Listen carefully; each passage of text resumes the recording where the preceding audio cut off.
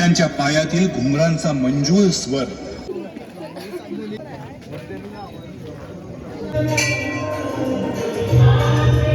Hello, मी Mayuri. Good morning. तर आता पहाटेचे वाजलेले आहेत 4:30 आणि आज आहे त्रिपुरारी पौर्णिमा. आमच्या इकडे कोल्हापूरला पंचगंगा घाटावरती खूप मोठा दीपोत्सव साजरा करतात. तर चला बघूयात आपण तो दीपोत्सव. चला.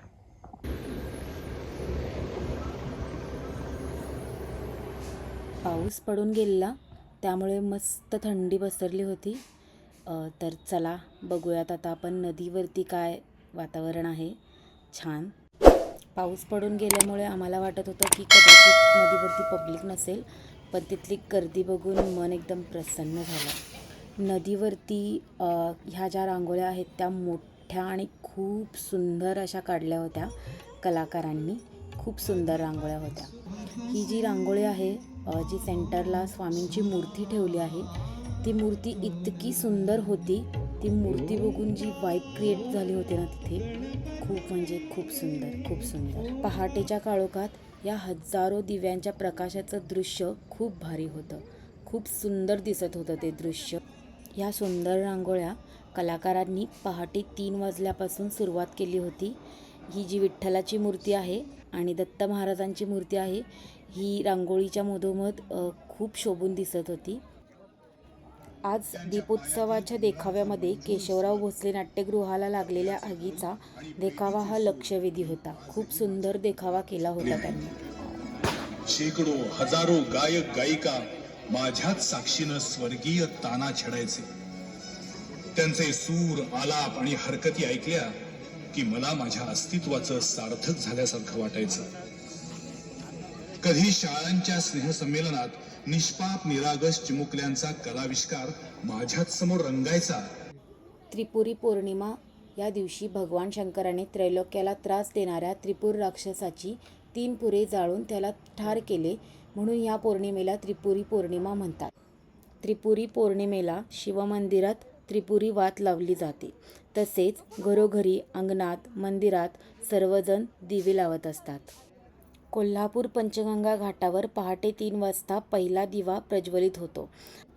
आज पंचगंगा घाटावरती दिवे लावण्यासाठी हजारो कोल्हापूरकरांनी हजेरी लावली होती. मी आणि सागरने सुद्धा तिथे दिवे लावले. आज घाटाच्या वातावरणाची वाईब खूप वेगळी होती. सगळीकडे पहाटेचा काळोख आणि त्यात हजारो दिव्यांच्या प्रकाशाने पंचगंगा घाट अगदी उजळून निघालेला होता आज. त्यात लाईटसुद्धा गेलेली, त्यामुळे उजेड फक्त दिव्यांचा होता आज. दीपोत्सवाचा सोहळा म्हणजे कोल्हापूरच्या कलाकारांचे मुख्य व्यासपीठच बनले आहे. एकीकडे गीत मैफिली आणि दुसरीकडे विविध विषयांवरील रांगोळ्या काढल्या होत्या. आजच्या दीपोत्सवाच्या रांगोळ्यांमधून राजकीय संदेश देखील देण्यात आले होते. आजचे हे सुंदर दृश्य डोळ्यात साठवण्यासाठी हजारो कोल्हापूरकरांनी पंचगंगा नदी घाटावर खूप गर्दी केली होती. हे पंचगंगा घाटावरील शिवमंदिर आहे, जे वर्षातून फक्त 3 वेळा उघडं होतं. एक तर श्रावण महिन्यात दसऱ्या दिवशी आणि एक त्रिपुरी पौर्णिमेला.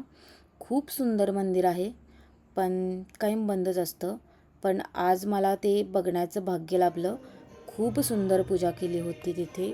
मोठी अशी शिवपिंड आहे, तुम्ही बघू शकता. किती सुंदर पूजा मांडली आहे तिथे. मस्त मस्त. तिथे मंदिराच्या बाहेर येऊन आम्ही खूप दिवे लावले, खूप फोटोसुद्धा काढले. खूप मस्त फोटो येत होते तिथे. बाहेर गीत मैफिलींचा कार्यक्रम सुरू होता. गणपती बाप्पांचे खूप सुंदर गाणी म्हणत होते.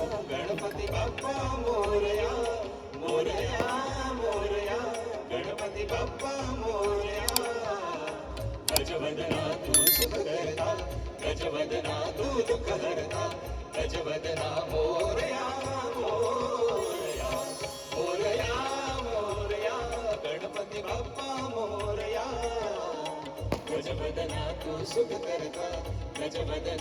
दुख हरता, गजवदना मोरया मोरया.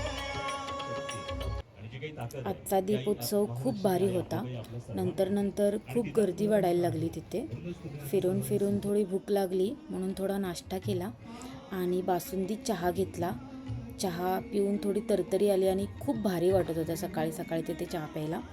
त्यानंतर आम्ही महालक्ष्मी मंदिराकडे गेलो. तिथे अप्पे खूप छान मिळतात. तिथे थोडे अप्पे खाल्ले.